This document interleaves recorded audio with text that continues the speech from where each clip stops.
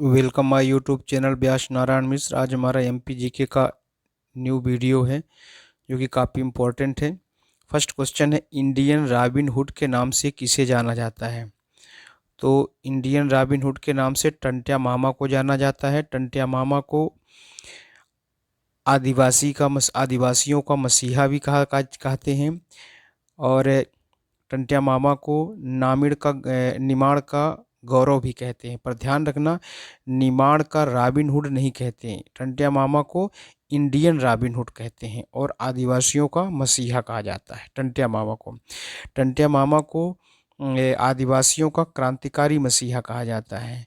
और जो आदिवासी का मसीहा होता है वो ठक्कर बापा होता है। मंदसौर अभिलेख की रचना किसने की थी? तो ये वत्स भट्टी ने की थी। पहला सौर ऊर्जा पार्क कहाँ है? तो ये है राजगढ़ में। ध्यान रखना है, पहला सौर ऊर्जा पार्क राजगढ़ में है, लेकिन जो पहला सौर अनुसंधान केंद्र है वो अनुसंधान केंद्र जो है मंडला में है। कहाँ है? मंडला में। सौर अनुसंधान केंद्र मंडला में है और सौर ऊर्जा पार्क राजगढ़ में है।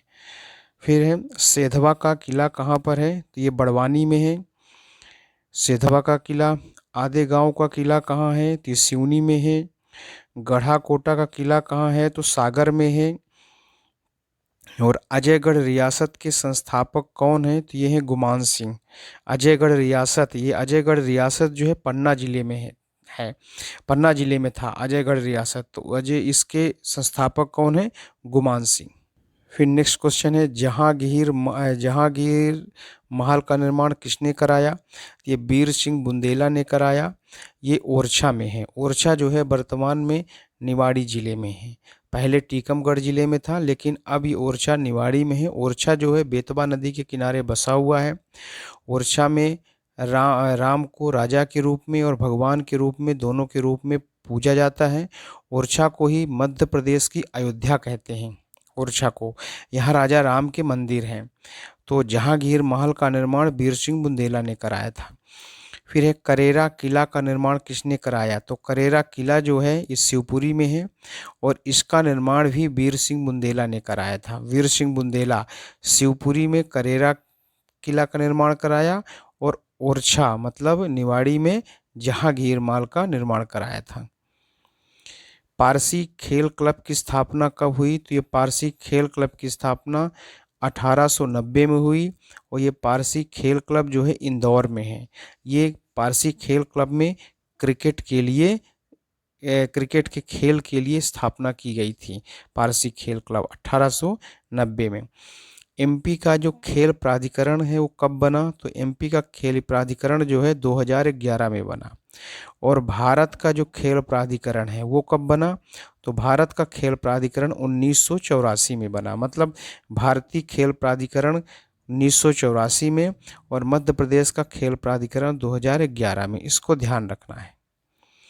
एमपी की पहली खेल नीति कब बनी? तो एमपी की पहली खेल नीति जो है 1989 में बनी। फिर इसके बाद जो दूसरी खेल नीति बनी थी वो 1984 में 94 में बनी। पहली 1989 में, फिर दूसरी 1994 में। फिर उसके बाद जो नई खेल नीति है जो वर्तमान में लागू है ये 2005 में बनी। ये एमपी की खेल नीति है। जो मध्य प्रदेश के जो राजकीय खेल है वो मलखम्ब है, जिसको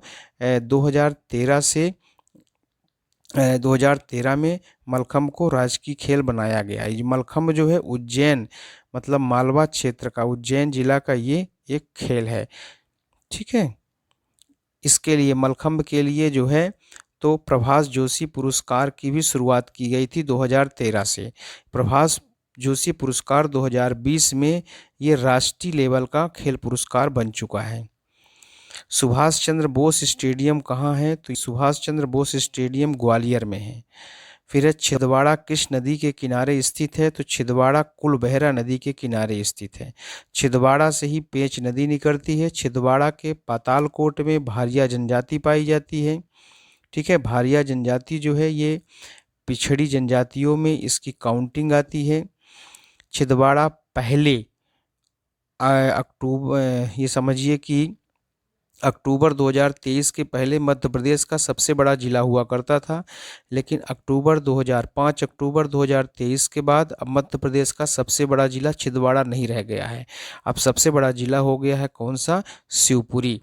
तो पहला सबसे बड़ा जिला शिवपुरी है, फिर बैतूल है, फिर सागर है, अब छिंदवाड़ा चौथे नंबर पे हो गया है सबसे बड़ा जिला में। तो छिंदवाड़ा जो है कुलबहरा नदी के किनारे बसा हुआ है। तो इस तरह से हमने क्वेश्चन नंबर 15 डिस्कस किया। कोई प्रॉब्लम हो तो कमेंट बॉक्स में कमेंट कर सकते हैं। Thank you very much.